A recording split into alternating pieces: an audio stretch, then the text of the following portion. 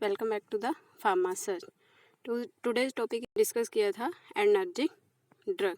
ठीक है, तो आज हम देखेंगे anti energic drug. Anti energic drug को और कौन कौन से नाम से हम देखते हैं। एक हो गया सिम्पैथोलाइटिक। ठीक है, सिम्पैथो जैसे सिम्पैथोमाइमेटिक था वो कॉपी करता था एक्शन को, यह है सिम्पैथोलाइटिक, ये क्या करता है एक्शन को ब्लॉक करता है। और है एनर्जिक एंटागोनिस्ट। ठीक है, जो एंटी एनर्जी ड्रग्स क्या करती हैं, जो एनर्जिक रिसेप्टर है आपके अल्फा एंड बीटा उनको इनहिबिट करती हैं या एंटागोनाइज करती हैं। ठीक है, दूसरा इसको क्या बोलते हैं, थर्ड एड्रीनो रिसेप्टर एंटागोनिस्ट। ठीक है, एड्रीनो रिसेप्टर मतलब एनर्जी के जो रिसेप्टर हैं उनको एंटागोनाइज करती हैं। Energic blocking agent. ठीक है, एनर्जी के जो रिसेप्टर है उनको ब्लॉक करती है। ठीक है, तो इन नाम से एंटी एनर्जी ड्रग्स को कॉल किया जाता है। नेक्स्ट है एंटी एनर्जिक ड्रग्स क्या होती हैं। ठीक है, इंट्रोडक्शन में क्या देखेंगे, एंटी एनर्जिक ड्रग कौन सी होंगी, जो एनर्जिक रिसेप्टर पे एक्ट करेंगी और उनको ब्लॉक कर देगी। ठीक है, जो भी एनर्जिक एक्शन शो होता था वो ऑपोजिट शो होगा। ठीक है, जो भी एनर्जिक रिसेप्टर है अल्फा एंड बीटा उनको एंटी एनर्जिक ड्रग्स क्या करेंगी, ब्लॉक कर देंगी और उनकी एक्टिविटी को ब्लॉक कर देंगी। ठीक है, जिससे क्या है सिंपैथेटिक आउटफ्लो जो एड्रीनलिन नॉर एड्रीनलिन है वो रिलीज नहीं हो, वो अपना एक्शन शो नहीं कर पाएंगे। ठीक है, ऑफ एंटी एनर्जिक ड्रग। ठीक है, कौन कौन सी क्लासिफिकेशन है, जैसे हमें एनर्जी ड्रग में देखा था अल्फा ड्रग्स थी, ठीक है, बीटा ड्रग्स थी, तो ऐसे ही अल्फा ब्लॉकिंग ड्रग्स होंगी और बीटा ब्लॉकर ड्रग्स होंगी। ठीक है, फर्स्ट हम देखेंगे अल्फा एनर्जिक ब्लॉकिंग ड्रग। ठीक है, जो ड्रग्स अल्फा रिसेप्टर को ब्लॉक करती हैं, ठीक है, वो कौन कौन सी होती हैं, इसकी 3 कैटेगरी है। सिलेक्टिव अल्फा 1 ब्लॉकर कौन सी होगी, जो सिर्फ अल्फा 1 रिसेप्टर को ही ब्लॉक करेंगी। ठीक है, सिलेक्टिव अल्फा 2 ब्लॉकर कौन सी होंगी, जो सिर्फ अल्फा 2 को ही ब्लॉक करेंगी और किसी रिसेप्टर को ब्लॉक नहीं करेंगी। नॉन सिलेक्टिव अल्फा ब्लॉकर मतलब जो दोनों अल्फा 1 एंड अल्फा 2 दोनों रिसेप्टर को ब्लॉक करती हैं। ठीक है, तो आप एक एक दो ड्रग्स याद कर लेना सब में, वैसे तो बहुत ज़्यादा ड्रग्स हैं बट डी फार्मा के अकॉर्डिंग 1 या 2 drugs enough.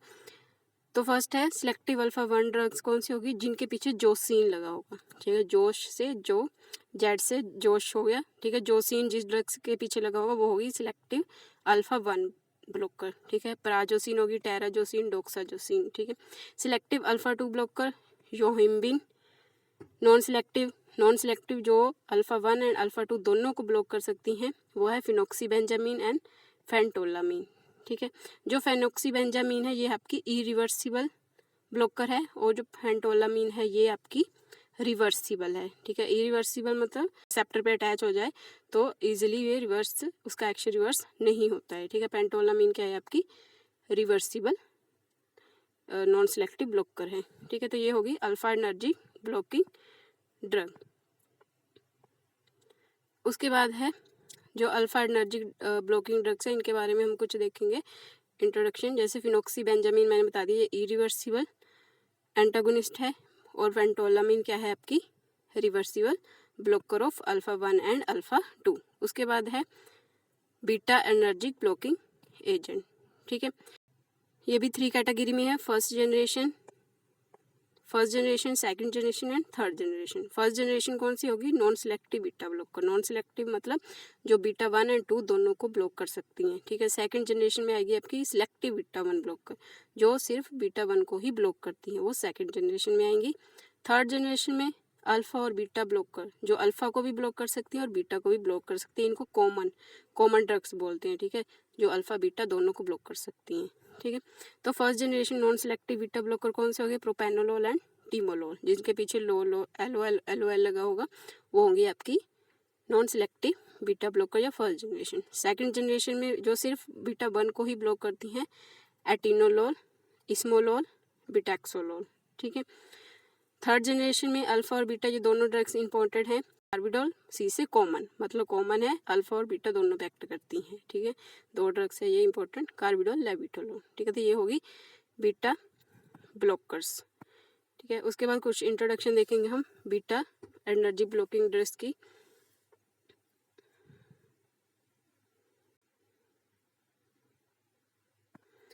Beta adrenergic blocking agents में क्या है, first generation beta blocker not used in bronchial asthma due to their bronchoconstriction action. ठीक है, अगर आपने एनर्जिक रिसेप्टर वाला वीडियो देखा है तो उसमें क्या है, जो फर्स्ट जनरेशन बीटा ब्लॉकर्स हैं, ठीक है, उनको ब्रोंकियल अस्थमा में यूज़ नहीं करते हैं। फर्स्ट जनरेशन कौन से, आपके नॉन सेलेक्टिव, जो बीटा 1 और बीटा 2 दोनों पे एक्ट करते हैं। ठीक है, ना ही उनको डायबिटीज़ में यूज़ कर सकते हैं, ना ही कंजस्टिव हार्ट फेलियर में यूज़ कर सकते हैं। ठीक है, अस्थमा में क्यों नहीं यूज़ कर सकते, क्योंकि वो ब्रोंकाई की कंस्ट्रिक्शन करवाते हैं। ठीक है, एनर्जी में हमने देखा होगा कि जो बीटा 2 रिसेप्टर वो किस पे प्रेजेंट होता था, स्मूथ मसल्स पे, ब्रोंकाइल स्मूथ मसल्स होगी, जितनी भी जीआईटी की smooth muscle, bronchial smooth muscles को वो डायलेट करता था। ठीक है, बट एंटी एनर्जिक में वो कंस्ट्रिक्ट होंगी। ठीक है, इसलिए उनको आप अस्थमा में यूज़ नहीं कर सकते। डायबिटीज़ में भी यूज़ नहीं कर सकते, क्योंकि वो ग्लूकोज का इंक्रीज है, उसको ग्लूकोज के इंक्रीज को डिक्रीज कर देंगी। ठीक है, सेकंड जनरेशन और beta 1 blocker preferred in patient with diabetes mellitus. But जो आपकी सेकंड जनरेशन है, जो सिलेक्टिव बीटा 1 ब्लॉकर है, उनको आप डायबिटीज़ में भी यूज़ कर सकते हो, ब्रोंकियल अस्थमा में भी यूज़ कर सकते हो। अगर किसी पेशेंट में हाइपरलिपिडीमिया है तो उसमें भी इसको यूज़ कर सकते हो। ठीक है, सेकंड जनरेशन सिर्फ आपकी बीटा 1 ब्लॉकर होती है। बीटा 1 रिसेप्टर कहाँ पे प्रेजेंट होता है, JG cell of kidney. Next है common alpha and beta blocker कौन से हो गए, मैंने बता दिया आपको, labetalol and carvedilol are the important drugs. ठीक है, जो कॉमनली दोनों रिसेप्टर पे एक्ट करती हैं, अल्फा एंड बीटा पे। Carvedilol is most commonly use beta blocker in chronic congestive heart failure. ठीक है, जो कार्बिडोल है आपको इसका मैक्सिमम कहाँ पे यूज होता है, कंजस्टिव हार्ट फेलियर में। ठीक है, ये तो हुई कुछ introduction beta adrenergic blocking drugs की। उसके बाद pharmacological action of beta and alpha blocker. ठीक है, अब decrease the heart rate by beta 1 blocking receptor है बीटा 1, वो आपका हार्ट पे प्रेजेंट है। ठीक है, तो वो हार्ट को स्टिमुलेट करता था। ठीक है, उसकी हार्ट रेट इंक्रीज करता था। बट एंटी एनर्जिक में आपका उल्टा रिस्पॉन्स होगा कि जो हार्ट रेट है वो डिक्रीज होगी। ठीक है, ब्रोंकोडाइलेशन बाय ब्लॉकिंग अल्फा 1 रिसेप्टर। ठीक है, जब अगर अल्फा 1 रिसेप्टर ब्लॉक हो गया तो क्या होगी, ब्रोंकोडाइलेशन, क्योंकि अल्फा रिसेप्टर है वो आपके स्मूथ मसल्स पे प्रेजेंट था। ठीक है, तो अल्फा 1 कौन से जी क्यू से काम करता था, क्योंकि जी क्यू के थ्रू उससे क्या होती थी, ब्रोंको कंस्ट्रिक्शन। ठीक है, तो अब एंटी ड्रग दे दी तो क्या होगा, bronchodilation. Lower blood pressure, ठीक है, ब्लड प्रेशर को कम करने में यूज़ कर सकते हैं। ठीक है, dilation of blood vessels by alpha 2। ठीक है, अल्फा 2 रिसेप्टर ब्लड वेसल से प्रेजेंट होता था। ठीक है, तो वो अगर इनहिबिट हो गया तो वो क्या करेगा, ब्लड वेसल्स को डायलेट करेगा। आई में आपका क्या होता है, आई में कौन सा रिसेप्टर प्रेजेंट था, अल्फा 1। ठीक है, तो वो क्या कराता था, माइड्रेसिस। अब उल्टा एक्शन होगा, अगर ब्लॉक कर दिया अल्फा 1 रिसेप्टर को तो क्या होगा, मियोसिस। ठीक है, लीवर क्या करता था, ग्लूकोज ज़्यादा बनाता था। तो अब एंटी ड्रग दे दी हमने, तो वो क्या करेगा, डिक्रीज ग्लूकोजेनोलिसिस। ठीक है, जो ग्लूकोज की प्रोडक्शन है वो कम हो जाएगी। Bronchoconstriction by beta 2 receptor. Beta 2 receptor आपका स्मूथ मसल ब्रोंकाई पे प्रेजेंट है। ठीक है, अगर उसको हमने इनिबिट कर दिया तो क्या होगा, ब्रोंकाई जो मसल्स है उनमें कंस्ट्रिक्शन आ जाएगी। किडनी में रेनिन इंक्रीज होता था, JG cell beta 1 receptor present है जेजी सेल ऑफ किडनी में। ठीक है, उसमें क्या करता था, वो स्टिमुलेट करता था किडनी को और रेनिन ज़्यादा प्रोड्यूस होता था। अब हमने इनिबिट कर दिया बीटा 1 रिसेप्टर तो क्या होगा, रेनिन डिक्रीज हो जाएगा। ठीक है, इंक्रीज जीआईटी मोटिलिटी। जीआईटी में क्या है, स्मूथ मसल्स, इनमें कौन सा रिसेप्टर प्रेजेंट था, बीटा 2। ठीक है, वैसोडाइलेशन करता था। ठीक है, तो अगर उसको इनिबिट कर दिया तो वो क्या करेगा, कंस्ट्रिक्शन करेगा और जीआईटी की मोटिलिटी इंक्रीज होगी।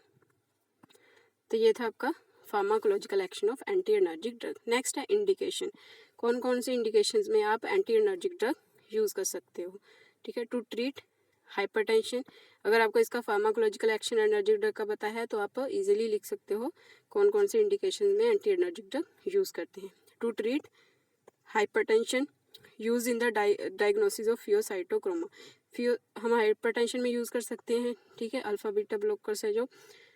फियोसाइटोक्रोमा क्या होता है, जो एड्रीनल मेडुला है आपका जो, ठीक है, किडनी के ऊपर प्रेजेंट होता है, उसमें जो ट्यूमर बन जाता है उसको बोलते हैं फियोसाइटोक्रोमा। ठीक है, एड्रीनल मेडुला का ये ट्यूमर है, उसकी डायग्नोसिस के में भी हम एंटी एनर्जी ड्रग्स का यूज़ कर सकते हैं। टू प्रिवेंट माइग्रेन की वजह से जो पेन होता है उसको प्रिवेंट कर सकते हैं।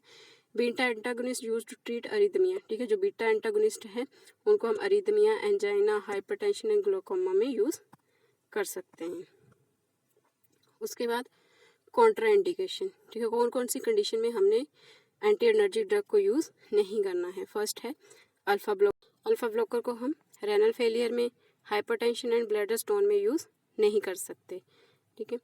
तो दूसरा है बीटा ब्लॉकर्स का कहाँ पे कॉन्ट्रा इंडिकेशन है, डायबिटीज़ मेलिटस में यूज़ नहीं कर सकते, क्रोनिक पल्मोनरी डिसीज़ अस्थमा हो गया, लो ब्लड प्रेशर हो गया एंड अदर ड्रग एलर्जी में इसको यूज़ नहीं कर सकते बीटा ब्लॉकर को। नेक्स्ट है डोज आप कुछ इंपॉर्टेंट ड्रग्स हैं उनकी याद रखनी है आपने, जैसे फिनोक्सीबेंजामीन है, इसको हम इनिशियली 10 mg डोज देते हैं, फिर धीरे धीरे इसका इंक्रीज़ कर देते हैं।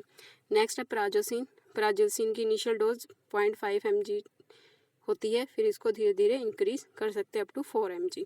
Atenolol 25 to 100 mg daily. ठीक है, ये कुछ ड्रग्स हैं, 2-4 ड्रग्स की आप डोज याद कर सकते हो। ठीक है, नेक्स्ट है प्रोपेनोलोल की डोज कितनी होगी 80 to 240 mg 12 आवरली। ठीक है, 12 आवर्स के बाद उसको 82 mg देना है। नेक्स्ट है कार्बिडोल को हम CHF में यूज़ करते थे कंजेस्टिव हार्ट फेलियर, तो इसकी डोज कितनी रहेगी 3.125 to 25 mg ट्वाइस डेली। लेबिटालोल को 200 से 400 mg 12 आवरली यूज़ करना है। ठीक है, तो ये हो गया आपका anti energic drugs. Thank you for watching.